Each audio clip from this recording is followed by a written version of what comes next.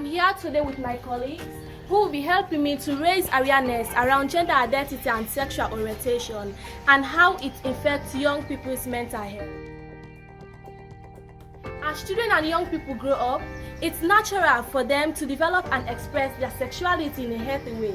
For example, older teenagers might start dating or having relationships, while younger children might show curiosity about sex and the changes that occur to them during puberty.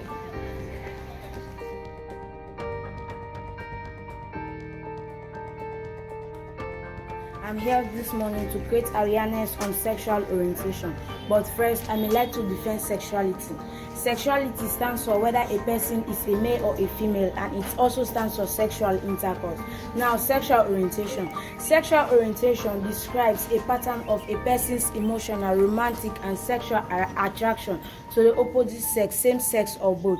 There are many kinds of sexual orientation. We have hetero or straight. These are people who are attracted to the opposite sex. That is, if you're a male, you're attracted to the female, and if you're a male, you're attracted to the female, and if you're a female, you're attracted to the male.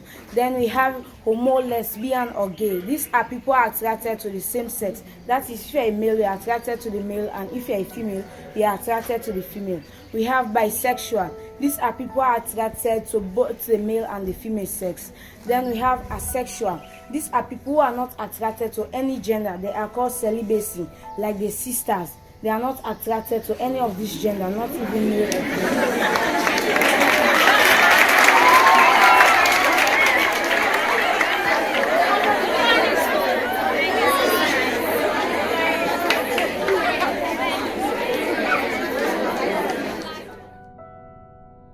I'm here to talk about gender identity. It's how an individual shows their identity. It could be physical expression and social expression. Physical expression shows human rights, human hairstyle, mode of dressing, and also the way of behaving. And the social identity includes the names, nicknames, and also pronouns and choices. There are so many people that have the same identity at the same time, and you can change your identity also, even if you want. And also, there are so many people that usually dress just like a male does, even act like a male, do everything just like a male. And some of us also talk rotten way to our elders, which is not good. Now we have to talk about transgender. Transgender means when someone wants to change his or her life than the way she were born or he were born. Now some of us usually like to change our life because the way we see our friends, our parents do it. Some of us go to clubs, some of us drink, some of us do all kinds of things. You too want to be like them, you will not, because you want to change your identity. You want to be a good person. So I will stop here. Good morning, beautiful queens. Good morning. Young champions of advocacy for mental health and human rights. I'm here this morning to discuss the topic sexual orientation discrimination. Basically, there are many types of sexual orientation discrimination, but there are two main types. These are direct discrimination and indirect discrimination. Direct discrimination happens when someone treats you worse than another person in the same situation. Like for example, I'm a girl having a boyfriend. So my boyfriend is having another girlfriend. But me as a girl, I walk like a man, talk like a man, eat like a man, do everything like a man. As for the other girlfriend of my boyfriend,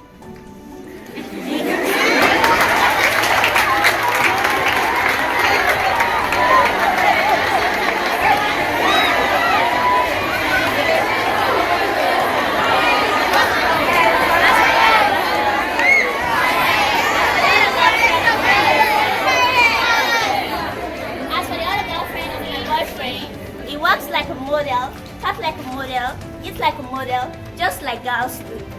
So my boyfriend, me being a man, I mean a woman, just acting like a man, he treats me worse. He acts as if I am nobody. So when I went to him, he usually says, "Oh my gosh, what are you doing here?"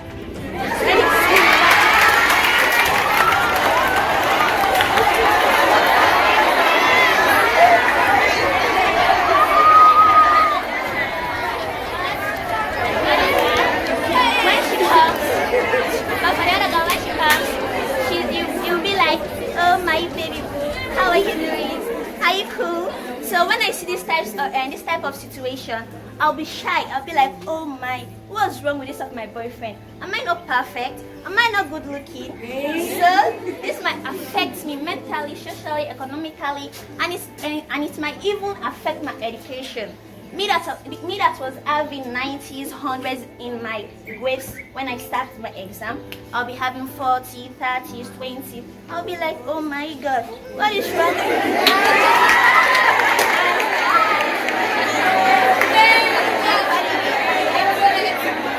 And for the indirect discrimination, this happens when a particular policy is made in the school that appeals to everyone but affects another sexual orientation. For example, I'm a lesbian that attended QRS to be specific, and all of you guys are not lesbian. So the principal made a rule that no one in this institution should become a lesbian or should be a lesbian. So me as a lesbian, I know that if I practice lesbianism in the school, I'll be expelled, or rather given out. I'll be, "Oh my, what is wrong with me?" So when this rule has been made, or this policy has been made in the school, I will stop doing those acts. That might affect me inwardly, because without me being a lesbian, I'm nothing. I will not be able to act. I'll not be able to do anything without me being a lesbian.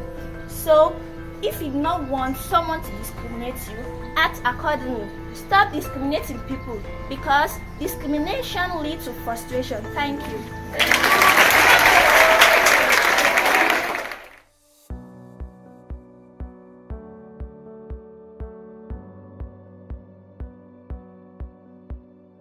I'm in your midst this morning to talk about harassment.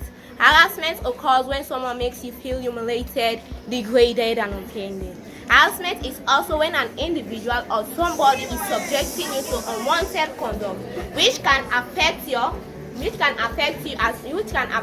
victim dignity, and environmental intimidating and humiliating. When, for example, if someone is calling you all sorts of funny things, making all sorts of funny names against you, and you have put a stop to that person to stop calling you all sorts of nonsense, but that person still continue doing it, and it makes you feel upset and offended. Good morning, school. A young champion from Advocacy for Mental Health and Human Rights. I am here this morning to explain in details of what my colleague Titian Kamara have just said. We all know that harassment can never be justified, and it has a negative impact on our mental health. So, you might experience feeling scared about sharing your gender with others, hiding your identity because of anxiety about how people might react or what they will say, being misunderstood even by those who are closest to you, worrying about what's to react. A part of this royal house, and this morning, to every problem there must be a solution. Now, if you are feeling as if you are stressed or you have a mental issue, what should you do? You might feel scared, as she said. What should you do? If you think you are too stressed and you can't handle your stress, or you are mentally disturbed, talk to somebody. But if you don't trust the person, I think Queen of the Rosary School have a counseling office. You can meet them. But if you think you can't open up to them, you can meet a close friend. For Queen of the Rosary School, we have champions from mental health. You can meet any of them, you can talk to them. If they can't help you, they can contact us, because we are just the same like you. I am I was once part of you, you can talk to me, or you can talk to our teacher coordinators, or you can visit our office at Boeing Junction, Toama Road. You can talk to any of us if you think you feel bad about yourself or you are mentally disturbed.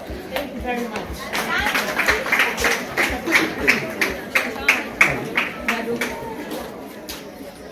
I'm Dalo Kamara, a young champion from Advocacy for Mental Health and Human Rights. I'm here to talk to you about ways how parents should help their children to maintain their mental health and to avoid mental illness. Start with, for parents to promote good mental health for their children who may be struggling with their sexual orientation, support your children to talk about their feelings. It helps them to talk about their feelings if they are struggling. Listening can be a great way to show them that you care for them and help them to feel accepted. Furthermore, encourage them to use creative ways to express themselves. It can be through things like drawing, dancing, music, fashion, creative writing, and crafts. This can help them feel relaxed and explore their identity. Do something you enjoy that feels good for you.